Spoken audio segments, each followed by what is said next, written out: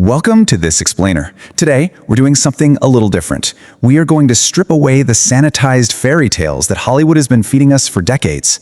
We're diving headfirst into history's messy, brutal, and utterly fascinating reality.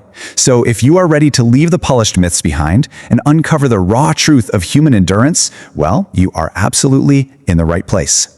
Let's get into it. You know the Hollywood myth, right? We've all seen the movies. We're totally used to these romanticized stories we've been sold. Noble gods ruling from above, chivalrous knights in shining armor, and powerful queens reduced to just scandalous gossip. But the gritty reality? It was a world of emotionally unstable deities, peasants absolutely riddled with parasites, and utterly ruthless survivors. Our ancestors didn't live in a fairy tale. They lived through a profound, exhausting endurance test. So here is our roadmap for today's unsanitized history explainer. Number 1, Olympus, a dysfunctional family. Number 2, the brutal medieval reality. Number 3, the Maya's Red Queen. Number 4, Catherine, power over scandal. And finally, number 5, Frida Kahlo's defiant art. Part 1. Olympus, a dysfunctional family. The gods weren't noble. They were a chaotic mess. Our first stop is ancient Greece. Forget those majestic, serene marble statues you see in museums. These all-powerful beings basically used mortals as pawns for their own deeply problematic impulses. Take Zeus, ruler of the sky, sure, but he spent most of his time transforming into animals with absolutely zero respect for boundaries. Hera, the goddess of marriage, essentially held Olympus together with pure spite. She was unleashing eternal curses on anyone Zeus seduced. Poseidon? The guy was a stormy brute who caused a literal earthquake just because he lost a city-naming contest to Athena. And speaking of Athena, the goddess of wisdom once turned a mortal woman into a spider simply for being a little too talented at weaving. To sum up Greek mythology, it was basically an entire system built on divine coping mechanisms. You have to remember, therapy didn't exist back then, so revenge was the go-to solution. The result? Eternal curses, innocent people turning into cows, and constant international incidents. They were powerful, for sure, but they were a chaotic, deeply human mess. Moving right along to Part 2, the brutal medieval reality. Forget the castles and chivalry. Let's leave the realm of myth and drop jarringly right into the year 1325. Now, I want you to honestly ask yourself, would you survive a single day? Imagine waking up in this era. We're stripping away the romantic myths of knights and dropping right into the squalor of medieval Europe. It is not a fantasy novel, it is a visceral, sensory nightmare. Let's walk through your horrifying medieval morning routine. Step 1, you wake up on a half-rotted straw mattress, and you're sharing a room with your livestock and an entire ecosystem of fleas. Step 2, nature calls. You use a wooden bucket and toss the contents directly into the open sewer of a street, shouting "Gardaloo" to warn the poor souls walking below. Step 3, breakfast. You eat this gray, gloopy stew called pottage and wash it down with weak ale. Yeah, even the kids drank beer, because plain water was literally teeming with deadly parasites. Hygiene was a myth, water was a gamble, and your home was essentially an open-concept barn. And heaven forbid you actually got sick, because medieval medicine was basically polite torture. Everything was blamed on an imbalance of the four humors. Got a fever? Time for bloodletting with leeches. Have a toothache? The exact same barber who cuts your hair is going to rip your tooth out with unsterilized pliers by candlelight. There were no antibiotics, no germ theory. Just pain and a whole lot of prayer. To put all of this into perspective, just look at this number. 30 to 40 years. That was the average life expectancy. Half of all children didn't even make it to age 5.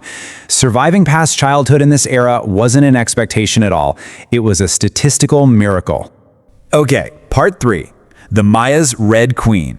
Power cloaked in crimson silence. Let's pivot to the humid Chiapas jungle of southern Mexico. The year is 1994, and archaeologists have just cracked open a pristine, completely unlooted Mesoamerican tomb hidden right inside a pyramid at Palenque. Inside, they found the remains of a woman completely covered in this substance, cinnabar.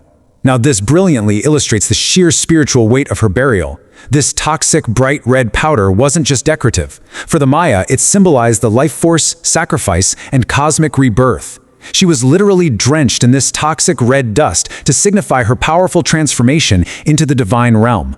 Now, while her tomb lacked inscriptions, her placement speaks volumes. She was buried right next to Palenque's most famous ruler, Pakal the Great. Both were drenched in cinnabar, both entombed in pyramids. If Pakal was the sun, she was the moon. And this proximity is huge. It completely upends the old assumption that ancient Maya women were just these silent consorts. It proves they were vital, equal counterparts in the cosmic and political order of their civilization.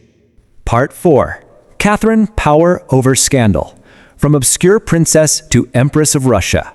Fast forward to 18th century Russia.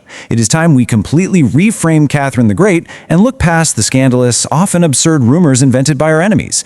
Just track her breathtaking rise to power. Born as an obscure German princess in 1729, she was shipped off to Russia at age 14 to marry the heir to the throne. Her husband, Peter, was childish, erratic, and deeply unfit to rule. So what did she do? In 1762, Catherine meticulously cultivated alliances with the military and orchestrated a bloodless coup.